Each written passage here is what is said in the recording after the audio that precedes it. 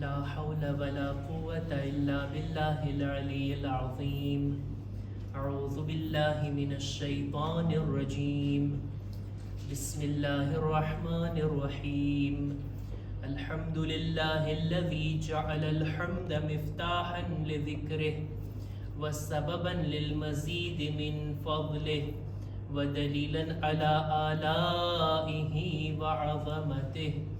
ثم الصلاة والسلام والتحية والإكرام على خير خلقه وأفضل بريته حافظ سره ومبلغ رسالاته الذي سمي في السماء بأحمد وفي الأرض بأبي القاسم محمد. اللهم صل على محمد وعلى أهل بيته الطيبين الطاهرين المعصومين المظلومين ولعنة الله على أعدائهم أجمعين.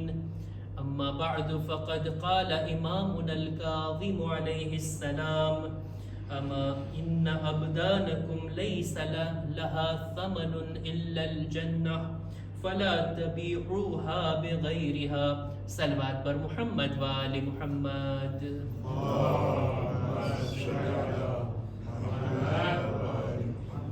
માહે રજબ, અલ્લાહનો આ મહિનો ખુદાની ઇબાદત અને બંદગી કરીને ખુદાથી વધુમાં વધુ નજદીક થવાનો આ મહિનો છે. ઘણી બધી ઇબાદતો આ મહિનાની અંદર છે, જેવી રીતના કે દુઆઓ પડવી, તિલાવતો, મુસ્તહબ નમાઝો, કેટલા એવા zikr છે કે જે આ મહિનાની અંદર આપણે પડવાના હોય, અને ખાસ કરીને જેને તૌફીક હોય તો આ મહિનાના રોઝા. હદીસમાં મળે છે કે જે કોઈ રજબ મહિનાની અંદર રોઝો રાખે એના માટે ખુદા રજબ નામની એક નહેર છે જન્નતમાં કે જે દૂધ કરતા વધારે સફેદ અને મધ કરતા વધારે મીઠી છે.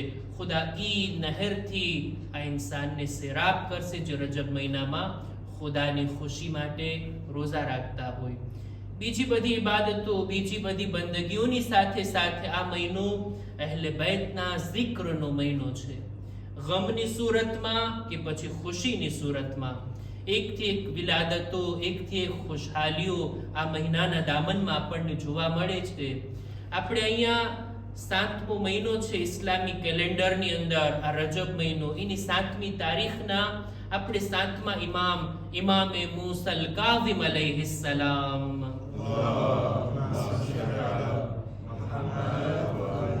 એમનો આપણે zikr કરીએ છીએ. બહરહાલ અહેલે બૈતનો zikr ગમે તે સમયે, ગમે તે જગ્યા ઉપર, કોઈ પણ દિવસ કે રાતના કરી શકાય. એમનો zikr તો સલવાતની માફક છે.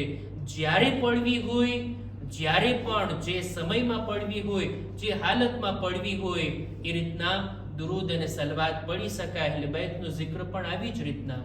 આજે આપણે 7મા ઇમામનો zikr કરીએ. 7મા ઇમામના અલકાબ, એમના લકબ કે જેનાથી એમને યાદ કરવામાં આવતા, એમાંથી એક છે બાબુલ હવાએજ, હાજતો પૂરી થવાનો દરવાજો. આપણા 7મા ઇમામથી તવસ્સુલ, એમનો વાસ્તો આપવું, એમની સામે પોતાની મુશ્કેલાતને રજૂ કરવી. ઇમામની દુઆ જો લાગી જાય, ઇમામનો વસીલો જો શામિલ થઈ જાય તો પછી ઇન્સાનનો બેડો પાર છે. 7મા ઇમામ એ હસ્તી છે કે ન ફક્ત દોસ્તો, ન ફક્ત ચાહવા વાળાઓ, એમના દુશ્મનો પણ ઇમામને ઇમામ નહોતા માનતા, ઇમામને હુજ્જતે ખુદા નહોતા માનતા. એ લોકો પણ જ્યારે ઇમામના શરણમાં આવે છે, એમની પનાહમાં આવે છે, એમની સામે પોતાની હાજતોને રાખે છે, તો તેઓ પણ ખાલી હાથ પાછા નથી વળતા. એક મુઅર્રિખ છે, તારીખ લખનાર ખતીબ બગદાદી કિતાબ લખે છે, બહુ મોટી કિતાબ તારીખ બગદાદ. વિગતવાર એની અંદર તારીખના વાકયાત, તારીખના બનાવોને નકલ કરે છે. સાથોસાથ મુનાસિબત ઉપર 7મા ઇમામના હરમના બારામાં પણ ઉલ્લેખ કરે છે. દેખીતી વાત છે, બગદાદની અંદર આ કાઝમૈન આ જગ્યામાં આપણા સાતમા ઇમામનું હરમ છે એનો પણ ઉલ્લેખ કરતા કરતા પોતે લખે છે જો શિયા નથી પણ પોતે લખે છે કે જ્યારે પણ મને કોઈ મુશ્કેલી પેશ આવીને હું સાતમા ઇમામથી જ્યારે તવસ્સુલ કરું છું, મારી મુશ્કેલાત દૂર થઈ જાય છે, મારી હાજતો અને દુઆઓ પૂરી થાય છે સાતમા ઇમામના વસીલાથી અને એમના ઝરિયાથી. ઇમામની હયાતીમાં, ઇમામના જમાનામાં, કે જે હારૂન રશીદનો જમાનો હતો, ઇમામનો કાતિલ પણ ઈ છે ને, હારૂન રશીદ, ઇમામને કૈદ ખાનામાં નાખનાર પણ ઈ છે ને, એની ના મુબારક અને નહેસ ખિલાફત હતી અને ઇમામની ઇમામતનો સમયગાળો હતો. વર્ષો સુધી એની ખિલાફતમાં ઇમામને જિંદાનમાં જવું પડ્યું, જિંદાનમાં રાખવામાં આવ્યા. હારૂન રશીદ એવો જાલિમ બાદશાહ, જાલિમ ખલીફા અને સાથોસાથ તકબ્બુર પણ એટલું જ, એટલું ગુરૂર, એટલું તકબ્બુર. આસમાનની તરફ નિગાહ કરતો હારૂન વાદળને જોતો, જો કેટલી મોટી હુકુમત હતી ને એની, વાદળને જોતો અને ખિતાબ કરતો, એ વાદળ, તારે જ્યાં વરસવું હોય ત્યાં વરસ, તું જ્યાં વરસીસ ત્યાં ખેતી થાશે, એની ઝકાત અને ટેક્સ મારા ખજાનામાં આવવાનો જ છે. આટલી મોટી હુકુમત હારૂન રશીદની, અને એ હુકુમતનું એને અભિમાન, એટલું ગુરૂર અને તકબ્બુર. પણ જિંદગીના અંતમાં એની હાલત એવી થઈ ગઈ હતી કે એટલો બીમાર, એટલો કમજોર કે ઘોડા ઉપર બેઠી નહોતો શકતો. એને ગુલામો બેસાડતા પડી જતો, બાંધીને એને બેસાડવામાં આવ્યો હતો. ત્યારે પોતે અફસોસ કરે છે કે જોયું, ન તો મારી આ સર્વત અને આ દૌલત મને કામ આવી, ના તો મારી આ હુકુમત મને કામ આવી. અત્યારે મારી હાલત એવી છે કે મને કોઈ બચાવી નથી શકતું. એકવાર હારૂન રશીદ ખૂબ બીમાર પડે છે. એવો એના બદનમાં દુખાવો, એવો પેટનો દુખાવો એને શરૂ થયો.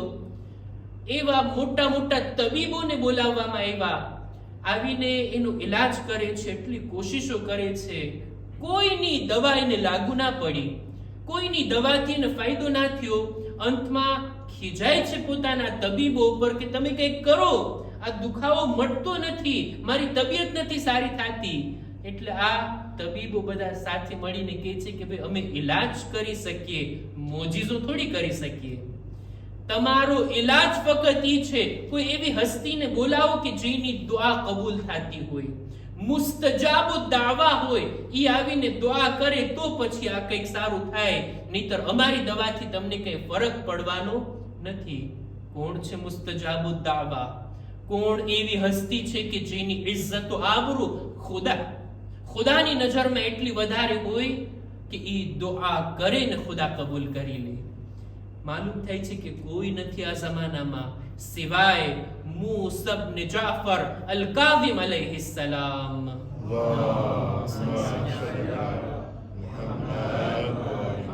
એમને બોલાવવામાં આવે, ઈ આવે અને ઈ દુઆ કરે. ક્યાં છે સાતમા ઇમામ? કૈદખાનામાં છે. બોલાવો એમને, એમને હાજર કરવામાં આવે. સાતમા ઇમામને કૈદખાનામાંથી બહાર લાવવામાં આવ્યા. ગુલામોથી પૂછે છે, ઇમામ શું છે, શા માટે લઈ જાઓ છો હારૂન પાસે? કે છે ઈ બીમાર છે, તડપી રહ્યો છે, એનો દુખાવો મળતો નથી, તમારે આવવાનું છે દુઆ કરવા માટે. ઇમામ નજદીક આવી રહ્યા હતા. ઓલાના દર્દથી ચિલ્લાવાનો અવાજ ઇમામના કાન સુધી પહોંચે છે. ઇમામ આવતા આવતા રસ્તામાં નજદીક પહોંચતા પહોંચતા એક બે જુમલા બોલ્યા, જબાન ઇમામની હેલી. ઇમામ જેવા એની બાજુમાં પહોંચ્યા, એનો દુખાવો મટી ગયો, એને શિફા મળી ગઈ, ઈ સાજો થઈ ગયો. હવે ઇમામના આવવાની સાથે ઇમામ ખાલી બે શબ્દો લબ હલાવ્યા હતા ઇમામ, અને એને શફા મળી ગઈ. ઇમામને વાસ્તો આપે છે, બિહક્ક જદ્દિકલ મુસ્તફા, તમને રસૂલે ખુદાનો વાસ્તો છે, બોલો જોઈ કઈ દુઆ પડ્યા, કઈ દુઆ કર્યા તમે? શાયદ એવી રીતના હોય ને, વિચાર કરતો હોય દુઆ લાવને લખી લો, કામ આવશે. ક્યારેક કોઈ દુઆ તાલીમ કરીએ એટલે તરત લોકો પહોંચે, મને દુઆ લખીને આપો, એ દુઆ અમને કામ આવશે. શાયદ હારૂન એમ વિચાર્યું હોય કે આ તો કામની દુઆ છે, જે કંઈ વિર્દ પડ્યા હોય, જે કંઈ zikr પડ્યા હોય, નોટ કરી લેવાની જરૂર છે, કદાચ બીજી ફેરે કામ આવે. તમે બોલો જોઈ કઈ દુઆ કર્યા? ત્યારે ઇમામ કહે છે રેવા દે ને, નથી બોલવું, નથી સાંભળવું, બસ તને સારું થઈ ગયું ને હવે મને જવા દે. પણ ઈ વાસ્તો આપીને, કસમ આપીને માંગણી કરે છે. ત્યારે ઇમામ કહે છે, જાણે છું શું બોલ્યો? ખુદાની બારગાહમાં મેં શું દુઆ કરી? મેં આ દુઆ કરી હતી કે અલ્લાહુમ્મા કમા અરૈતહુ ظل معصیته فأرح الزطاعتی. اے خدا તે હારૂનને એના ગુનાહની zillat ચખાડી છે અને આ રીતના એ તડપી રહ્યો છે દુનિયાના અઝાબમાં. ખુદાએ એવી જ રીતના અમારી ઇતાઅત અને બંદગીની ઇજ્જત પણ એને દેખાડી દે. ઈ એટલો ગુનાહના કારણે જલીલ છે કે ખુદા આખિરતમાં તો અઝાબ કરશે, દુનિયામાં અઝાબમાં મુબ્તલા છે. ખુદાયા એને અમારી ઇજ્જત પણ દેખાડ ને, અમારી બંદગી અને ઇતાઅતની ઇજ્જત પણ એની સામે દેખાડ. મેં આ દુઆ કરી અને તને સારું થઈ ગયું. તારી આટલી મોટી હુકુમત, તારી આટલી દૌલત, પણ એક બીમારી જો આવે ને તને જમીન ગીર કરી દે છે અને તું એનાથી તડપી તડપીને શિકાયત કરી રહ્યો હો છો. પણ આ બીમારી શફા પામે છે જો અમે દુઆ કરીએ તો. ખુદાની નજરમાં એટલી અમારી ઇજ્જત અને આબરૂ છે કે અમે તારા હકમાં પણ દુઆ કરીએ ને ખુદા અમારી દુઆને રદ નથી કરતો. ખુદાયા ઈ તારી નજરમાં જલીલ છે તે એને બતાવ્યું, તું અમારી ઇજ્જત પણ એની નજરમાં આ દેખાડી દે. સલવાત પર મુહમ્મદ વાલે મુહમ્મદ.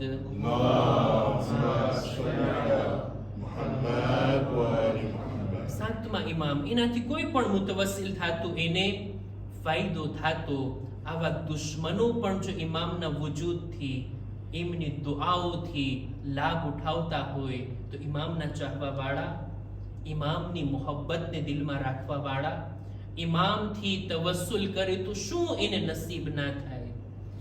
સાતમા ઇમામની સીરત, એમની જિંદગીની અંદર એક વસ્તુ, એક ચીજ જે બહુ નુમાયા છે, ઇમામનો લકબ છે ને કાઝિમ, ગુસ્સાને પી જનાર, ગુસ્સાને ન દેખાડનાર.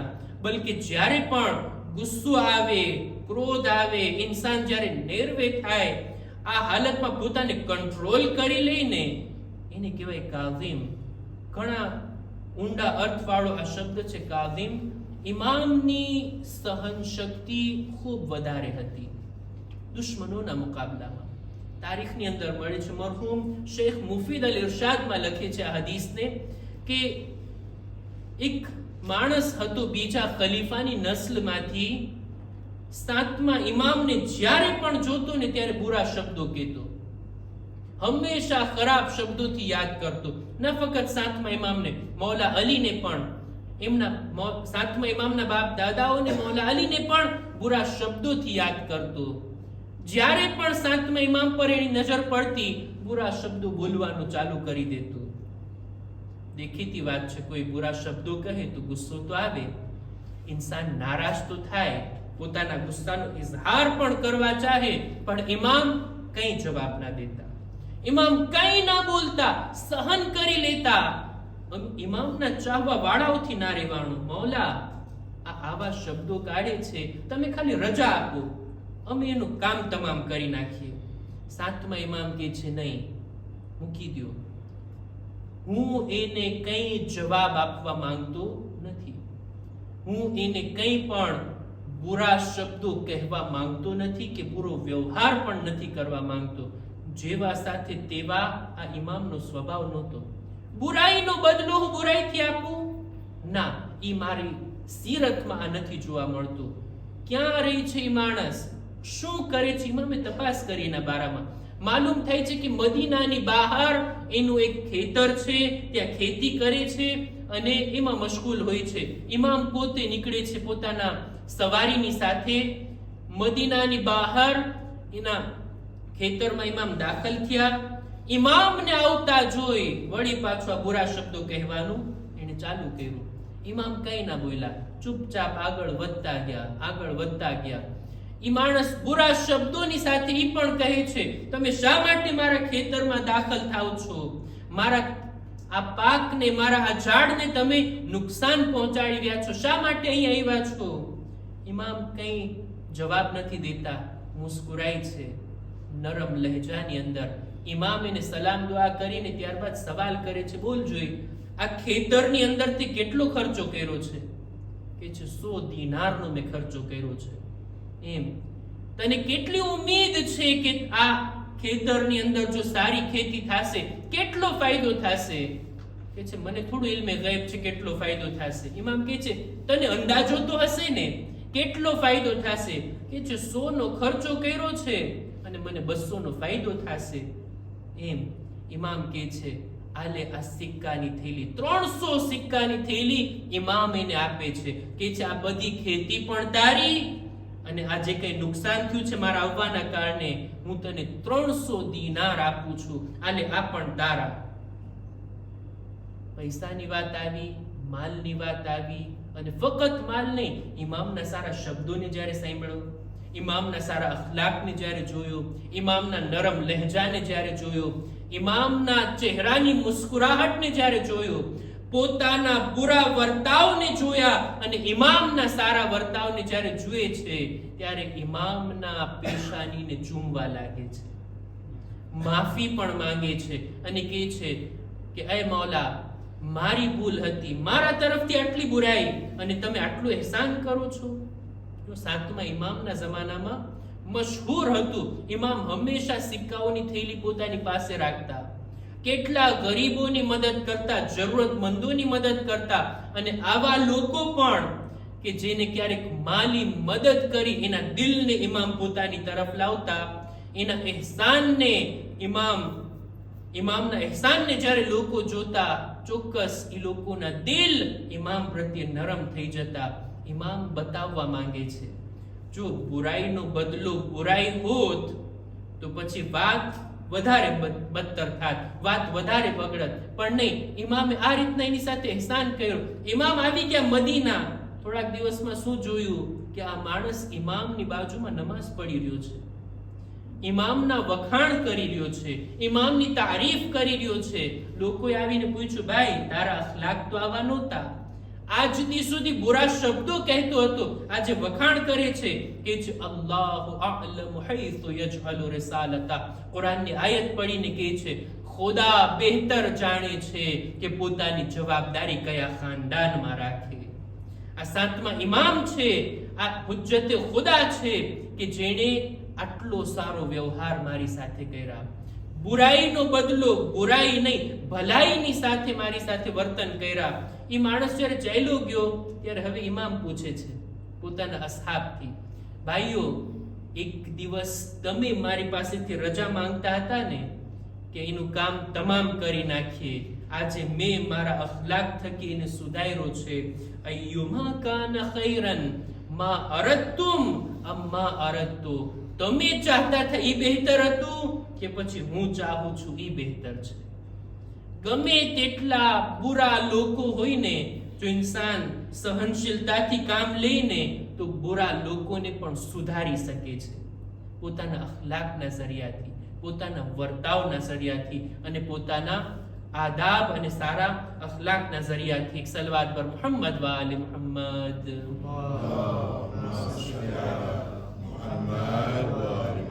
અને અંતમાં ચાહું છું આપણા સાતમા ઇમામ ઇમામે કાઝિમ અલૈહિસ્સલામની એક હદીસને તમારી સામે રજૂ કરું. મૌલા ફરમાવે છે કે અમા અન્ન અબદાનકુમ લૈસા લહા ફમનુન ઇલ્લલ જન્નહ, જાણી લો કે તમારા આ બદનની કિંમત જન્નત સિવાય બીજું કંઈ નથી.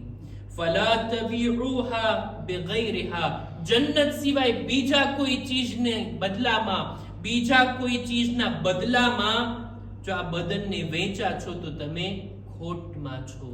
ઇન્સાન પાસે જે કંઈ મૂડી હોય, જે સરમાયો અને કેપિટલ હોય, એ બે જાતના હોય. એક તો એ છે કે જે કિંમતી વસ્તુ જ છે એને બદલવાની જરૂર નથી. દાખલા તરીકે સોનું, મારી પાસે ઘણું બધું સોનું હોય, હું એને સાચવીને રાખીશ, હું પણ માલદાર રહીશ, એને વારસામાં મૂકી જાવ તો બાલ બચ્ચાએ એનાથી લાભ ઉઠાવશે. પણ અમુક સરમાયો અને મૂડી એવી હોય કે જે બાકી નથી રહેતી, એને બદલવી પડે. કોઈ માણસ ખેતી કરતો હોય, જેનો બાગ હોય, 1 ટન ખજૂર આવે, 1 ટન આટલા ફળ અને ફ્રૂટ આવે, એનો સરમાયો છે, એની મૂડી છે, પણ એને સાચવીને રાખી નથી શકતો. અમુક દિવસો, અમુક સમય બાદ એને બદલાવવું પડે. એને રૂપિયા અને પૈસામાં, એને માલમાં, એને બીજી કોઈ કરન્સીમાં ચેન્જ કરવું પડે, તો એ ફાયદામાં, નહીતર પછી એ નુકસાનમાં છે. ઇન્સાનની ઉંમર, ઇન્સાનની જિંદગી આ બીજા પ્રકારના સરમાયાની જેમ છે.